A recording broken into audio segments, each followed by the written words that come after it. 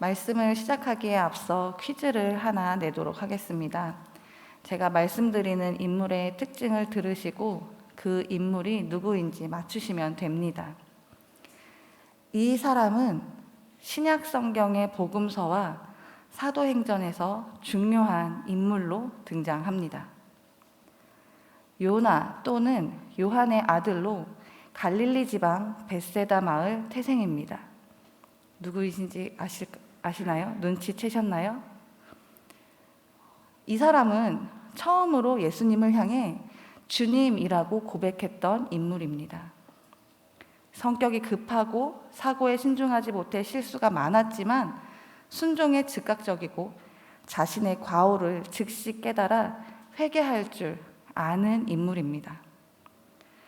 예수님이 살아계신 하나님의 아들이요 그리스도라는 것을 알았던 사람입니다. 원래 이름은 시몬이었으나 예수님께서 게바라는 새 이름을 주셨습니다. 이 사람은 초대교회의 지도자였으며 네로 황제 때 순교를 당했습니다. 이 사람은 누구일까요? 네, 베드로입니다. 오늘 말씀은 예수님과 베드로의 첫 만남에 대한 말씀으로 이 첫 만남에서 베드로는 예수님의 제자로 부르심을 받고 따르는 놀라운 순종의 모습을 보여줍니다. 그가 예수님을 따르게 된 데에는 깊은 데로 가서 그물을 내려 고기를 잡으라는 예수님의 명령에 순종하여 배가 가라앉을 정도의 많은 물고기를 잡는 체험을 하면서였습니다. 예수님께서 베드로에게 명령을 내리시기 전까지만 해도 예수님은 베드로의 배를 빌려 타고 무리들에게 말씀을 전하시는 선생님이었고, 베드로는 그 배의 주인으로 어젯밤 고기잡이를 허탕치고 동업자들과 그물을 씻고 있는 오늘 일당을 버는데 실패한 어부였습니다. 이렇게 첫 만남은 모르는 사람으로 잠깐 배를 빌려서 이용하는 이용자와 배의 주인의 관계, 그것이 전부였습니다. 그리고 이날은 그 어떤 특별한 날도 아니었습니다. 원어 성경은 이 날에 대해 에게네토 데라는 표현을 사용하고 있습니다.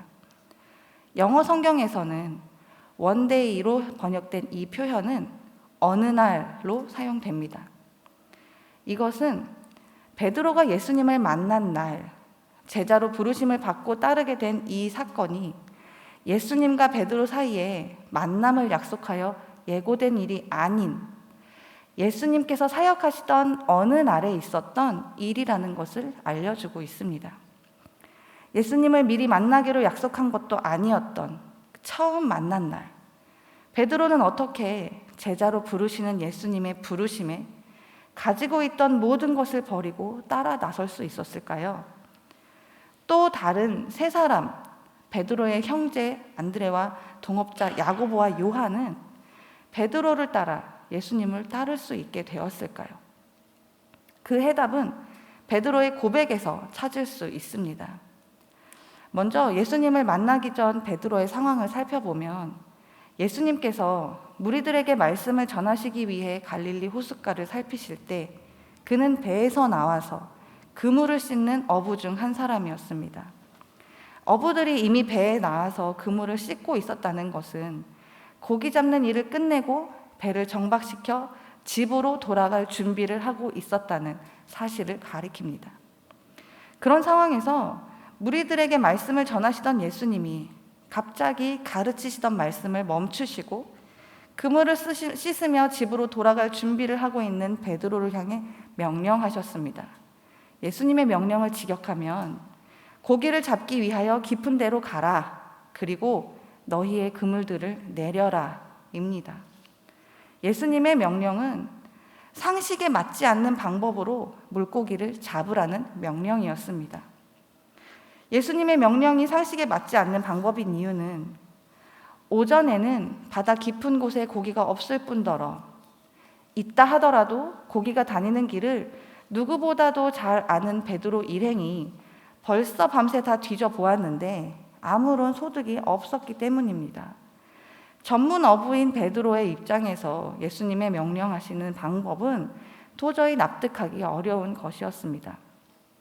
게다가 깨끗이 씻어놓은 그물들을 들고 다시 고기를 잡으러 나아가야 한다는 것은 썩 내키지 않는 일이었을 것입니다. 밤새도록 고기를 잡으려고 갈릴리 호수를 구석구석 다녔을 베드로와 그 일행들은 피곤하기도 했을 것입니다. 그런데 여기에서 베드로는 한마디 불평도 없이 예수님의 명령을 수행했습니다.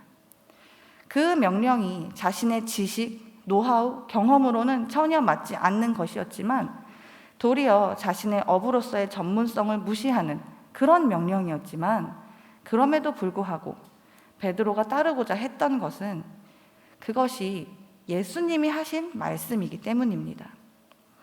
시몬이 대답하여 이르되 선생님 우리들이 밤이 새도록 수고하였을 때 잡은 것이 없지만은 말씀에 의지하여 내가 그물을 내리리이다 하고, 말씀에 의지하여 이 부분을 새 번역으로 보면 선생님의 말씀을 따라입니다. 영어 성경 버전으로 보면 because you say so입니다. 결국 말씀에 의지하여 라는 것은 선생님이 그렇게 말씀하셨으니 제가 따르겠다는 표현입니다. 베드로의 대답에는 어떤 불만도 느껴지지 않습니다. 예수님의 명령이 얼마나 비상식적인지 조목조목 따지지도 않습니다. 베드로의 대답은 그저 예수님 당신의 말씀이니 제가 따르겠습니다. 적극적으로 수행하고자 하는 베드로의 마음만이 있을 뿐입니다. 이러한 베드로의 마음을 우리는 순종이라고 합니다. 베드로로 하여금 그리고 나머지 세 사람으로 하여금 예수님의 말씀에 적극적으로 순종하게 만든 계기는 무엇일까요? 베드로로 하여금 예수님 당신의 말씀이니까 순종하겠습니다. 예수님에 대한 믿음을 고백하게 만든 계기가 무엇일까요?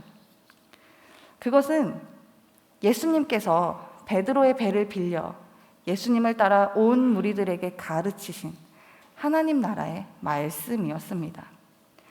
1절에서 3절은 예수님께서 따르는 무리들에게 하나님 나라의 말씀을 계속해서 가르치고 계셨던 것을 보여줍니다. 3절에서 배에서 무리를 가르치시더니 라고 말씀이 되어 있는데 이 가르치시더니에 해당하는 헬라어 에디다스케는 그가 가르치고 있었다라는 의미입니다. 이것은 미완료 동사로 사용되어서 말씀을 가르친 시간이 어느 정도 지속되었음을 암시합니다. 가르치다로 사용되는 동사는 디다스코와 케릭소 두 단어가 있는데 디다스코는 말씀을 풀어 상세하고 자상하게 가르치는 것을 의미하고 케릭소는 말씀을 선포하거나 전도하는 것을 의미합니다. 이 단어들의 명사형이 각각 디다케와 케리그마입니다. 예수님은 공생의 3년의 시간 동안 하나님 나라를 전하시면서 말씀을 능력 있게 선포하시는 케리그마 사역뿐 아니라 성경을 풀어 세밀하게 가르치시는 디다케의 사역을 활발히 하셨습니다. 마태복음의 산상수훈이 바로 디다케의 사역을 보여주는 것입니다. 본문에서 무리를 가르치시는 예수님의 사역은 말씀의 선포, 즉 케리그마 사역을 통해 예수 그리스도의 복음을 영접한 자들의 영적 성장을 위해 이루어진 디다케 사역으로 예수님은 그들이 하나님의 말씀의 깊이를 경험할 수 있도록 하나하나 풀어 설명해 주시고 계셨던 것입니다. 그리고 바로 그 자리에 베드로가 있었습니다. 그는 말씀을 듣기 위해 예수님을 따라온 무리에 속해 있었던 것은 아니지만 예수님께 배를 내어준 주인으로서 옆에서 그물을 씻으며 예수님의 가르침을 듣고 있었던 것입니다. 뛰어난 영적 통찰력을 가지고 세심하게 잘 가르치시는 예수님의 말씀에 그의 마음이 조금씩 열렸고 당황스러운 예수님의 명령에도 토 하나 달지 않고 적극적으로 따를 수 있는 순종의 열매를 맺을 수 있었습니다. 우리는 예수님의 명령이 무엇이 되었든 적극적으로 순종하기를 결심하는 베드로의 대답에서 그럼에도 불구하고의 믿음과 그 믿음을 따르는 순종은 바로 주님의 가르침에서 생겨난다는 사실을 발견할 수 있습니다. 그럼에도 불구하고의 믿음이란 내가 하기 싫음에도 불구하고 어쩔 수 없이 순종한다는 것이 아니라 상황이 여의치 않음에도 불구하고 주님의 말씀이니까 능동적으로 기쁘게 순종한다는 신앙을 말합니다. 이러한 믿음은 주님의 말씀에 대한 묵상과 주님의 성품을 경험하지 않고서는 결코 생겨날 수 없는 것입니다. 그런데 이 순종의 열매는 이 자리에서 끝나지 않습니다. 이렇게 말씀을 들음으로 적극적으로 능동적으로 하게 된 순종은 우리를 깨달음의 자리에만 머물게 하지 않고 우리가 아직 보지 못한 은혜를 체험하게 하고 그 체험한 은혜를 넘어 진정한 그리스도를 만나게 합니다. 베드로가 예수님의 제자가 될 수 있었던 것은 주님께서 순종하고자 하는 그의 마음을 보시고 그에게 넘치는 은혜를 체험하게 하셨기 때문입니다. 고기를 잡을 수 없는 현실에서 순종하여 주님이 예비해 주신 고기를 넘치게 잡는 은혜를 베드로가 경험하게 하므로 비로소 주님께서는 그저 하나님의 말씀을 권위 있게 가르쳐 주시는 말씀에만 뛰어난 분이 아니라는 사실을 깨닫게 하신 것입니다. 이것은 예수님을 부르는 베드로의 호칭에서 잘 드러납니다. 예수님의 명령에 순종할 때 베드로는 예수님을 향해 선생님이라고 부릅니다. 이때 베드로가 예수님을 선생님이라 부르며 사용한 호칭은 에피스타타입니다. 이 호칭은 복음서 기자들 중뿐 아니라 신약 성경 전체에서 오직 누가만이 사용한 독특한 단어입니다. 누가는 선생에 대한 묘사에 일반적으로 사용되는 디다스칼로스나 율법 교사에 대한 존칭어인 랍비들보다 에피스타타를 종종 선호했습니다. 그 이유는 에피스타타가 다른 사람보다 신분이 높은 위치에 있는 사람의 권위를 나타내는 용어이기 때문입니다. 베드로가 에피스타타라는 호칭으로 예수님을 향해 선생님이라고 부른 것은 권위 있는 선생님으로서 예수님께 순종해야겠다는 결단을 한 것이기 때문입니다. 그런데 베드로의 고백은 주님의 은혜를 체험하면서 퀴리에 주여로 바뀝니다. 시몬 베드로가 이를 보고 예수의 무릎 앞에 엎드려 이르되 주여 나를 떠나소서 나는 죄인이로소이다 하니 이 사건으로 베드로는 예수가 단순한 인간 이상의 신적 권위를 지닌 존재로 인식하게 되었습니다. 예수님은 거룩하신 분이시고 그에 비해 자신은 초라한 죄인에 불과하다는 사실을 깨닫게 되었습니다.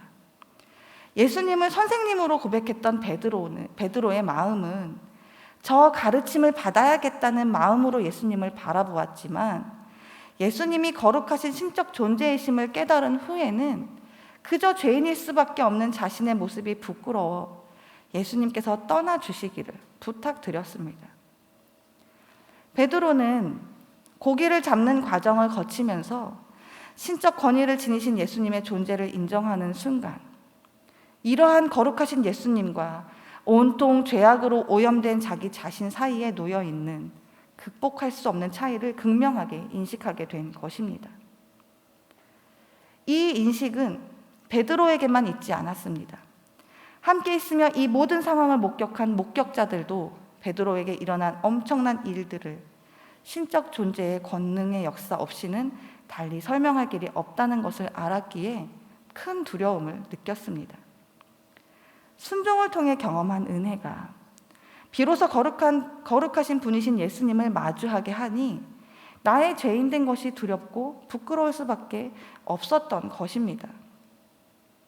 이런 마주함이, 이런 체험이 예수님께서 이제 후로는 내가 사람을 취하리라 부르셨을 때 부르시는 그 말씀을 따르기 위해 나설 수 있게 하였습니다.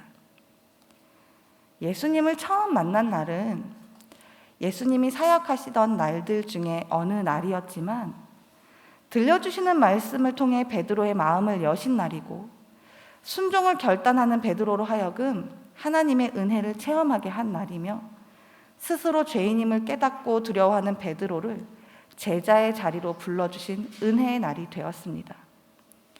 이뿐이 아닙니다.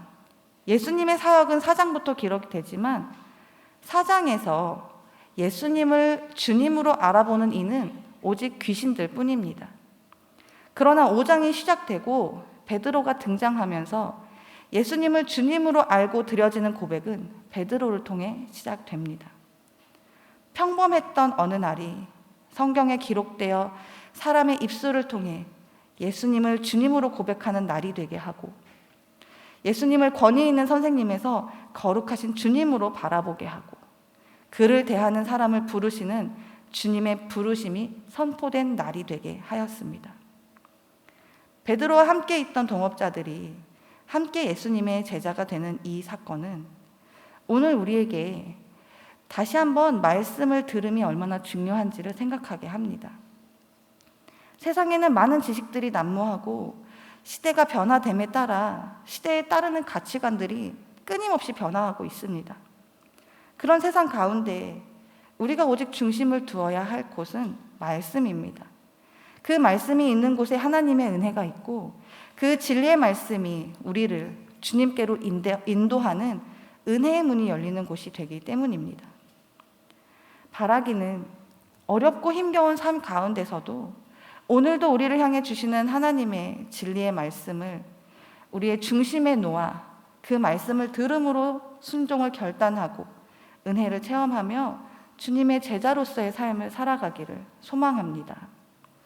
우리의 힘과 지식, 능력과 경험으로 제자의 삶을 살겠다는 결단이 아니라 우리를 인도하시는 말씀으로 세상 가운데서 빛과 소금으로서의 역할을 감당하는 제자의 삶이 저와 여러분의 삶에서 시작되기를 간절히 소망합니다.